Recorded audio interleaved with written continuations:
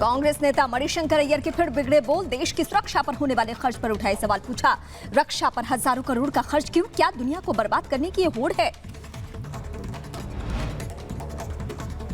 वो और शक्तिशाली बनाने का, आप दुनिया को नष्ट करने में जितना निवेश कर रहे हो उसको आप पढ़ाई में या सेहत के लिए या पोषण के लिए आप खर्च करते।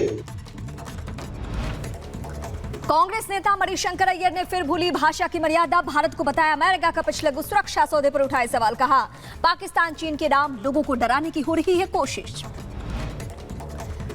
राजस्थान में अशोक गहलोत और सचिन पायलट गुट में तकरार बरकरार। गहलोत के सलाहकार ने साधा पायलट पर निशाना। कहा, पायलट की भूमिका राजस्थान में नहीं होनी चाहिए। पायलट के कारण कम सीट जीते हैं। ये बसपा में जो लोग गए हैं, इनका टिकट काटने का जो काम किया वो पायलट साहब ने किया था। पीसीसी के चीफ थे और मनमानी की जनाधार वाले जो लोग थे कांग्रेस के, उनके टिकट काटे। सचिन पायलट के करीबी दीपेंद्र शेखावत ने गहलोत के सलाहकार मुकेश मीणा पर किया पलटवार। कहा, जिसको पार्टी ने टिकट तक नहीं दिया वो देंगे सीएम को सलाह। बीजेपी अध्यक्ष जेपी नड्डा और सीएम योगी आज कानपुर में बूथ अध्यक्ष सम्मेलन में होंगे शामिल। कार्यकर्ताओं को देंगे बूथ जीता चुनाव जीता का मंत्र। लखनऊ में बीजेपी की बड़ी बैठक। जेपी नड्डा की अध्यक्षता में आगामी विधानसभा चुनाव की रणनीति पर हुई चर्चा। सीएम योगी आज जेवर में नोएडा इंटरनेशनल एयरपोर्ट की तैयारियों का लेंगे जायजा। 25 नवंबर को शिलान्यास करेंगे पीएम मोदी। नोएडा में बनने वाली फिल्म सिटी के लिए आज से शुरू होगी ऑनलाइन बिड। 60 दिनों तक चलेगी बीडिंग। 10,000 करोड़ की लागत और 3 फेज में तैयार होगी फिल्म सिटी। ममता बनर्जी के दिल्ली दौरे का दूसरा दिन। पीएम मोदी से कर सकती है मुलाकात। त्रिपुरा हिंसा और बीएसएफ को लेकर करेंगी चर्चा। त्रिपुरा चुनाव में हिंसा को लेकर टीएमसी की अवमानना याचिका पर सुप्रीम कोर्ट आज करेगा सुनवाई। टीएमसी नेताओं की गिरफ्तारी के बाद टीएमसी ने दायर की है याचिका। चारा घोटाला मामले में लालू यादव की पटना कोर्ट में आज पेशी। सीबीआई की विशेष कोर्ट में लालू समेत 26 आरोपियों की पेशी होगी। केंद्रीय वित्त मंत्री निर्मला सीतारमण आज जम्मू का दौरा करेंगी। प्रदेश की अर्थव्यवस्था वित्तीय स्थिति का लेंगी जायजा। उपराज्यपाल मनोज सिन्हा से भी करेंगी मुलाकात। संसद के शीतकालीन सत्र से पहले 28 नवंबर को होगी सर्वदलीय बैठक। पीएम मोदी भी बैठक में होंगे शामिल। सूत्रों के हवाले से खबर। तीनों कृषि बिल निरस्त किए जाने पर फारूक अब्दुल्ला का बयान। कहा, जब कृषि कानून हो सकता है रद्द तो फिर जम्मू कश्मीर में भी धारा 370 को बहाल करे सरकार। जम्मू कश्मीर के श्रीनगर से मानवाधिकार कार्यकर्ता खुर्रम परवेज गिरफ्तार। एनआईए ने टेरर फंडिंग के आरोप में है गिरफ्तारी की है। खुर्रम को पूछताछ के लिए लाया जा रहा है दिल्ली।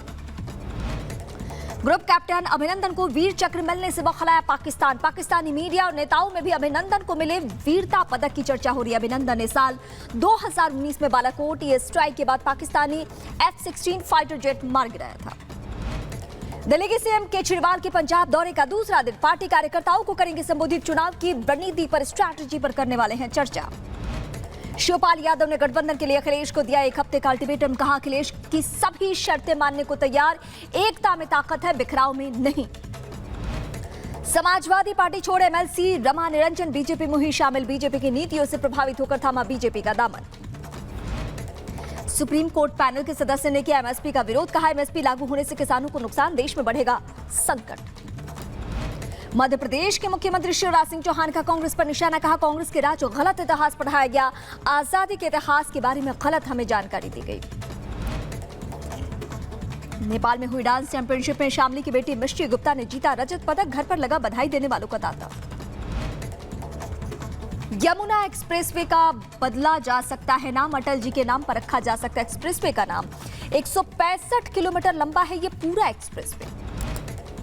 आगरा में ताजमहल परिसर में निबंध प्रतियोगिता में शामिल हुए छात्र। 19 नवंबर से 25 नवंबर तक चलने वाले विश्व विरासत सप्ताह के तहत किया गया आयोजन।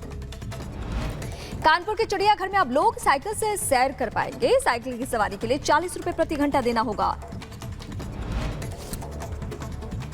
हिमाचल प्रदेश के वीरबेलिंग में पैराग्लाइडिंग करते वक्त हुआ बड़ा हादसा। पैराग्लाइडिंग के गिरकर एक शख्स की मौके पर हो चुकी है मौत।